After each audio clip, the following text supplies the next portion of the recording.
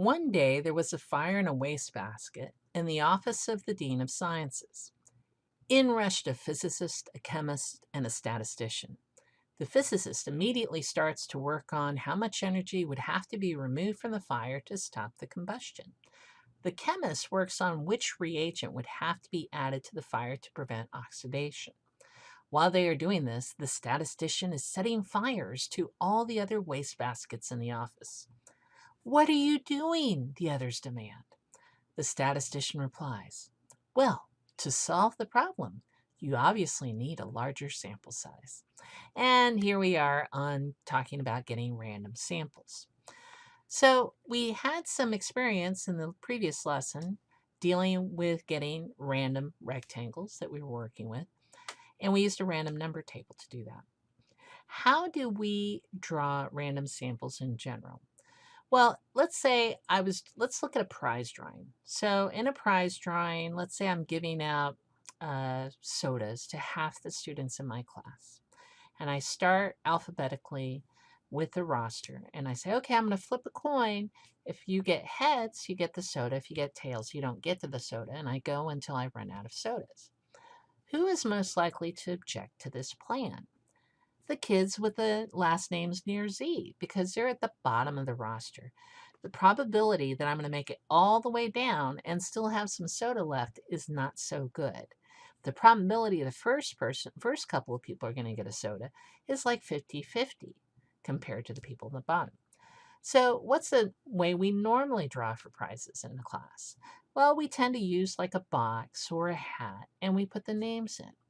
So this is the gold standard for drawing a simple random sample. You put all the individuals. So I would take each student, put their name in the hat. Now, if I had said, written their names down, put them in the hat alphabetically, and just started to draw, someone might object. Usually, you want me to mix them well. So that's a very important part so we can introduce this randomization. Then I would draw until I got all of my sample, or winners if it's a prize drawing. Now, one thing, if I'm drawing, let's say I draw Abe's name first, then I put his name back in the hat. What would people say? They go, wait a second. You're only supposed to draw them once. And for samples, we're only supposed to draw them once. So if you put the name back in the hat, you need to ignore repeats, all right?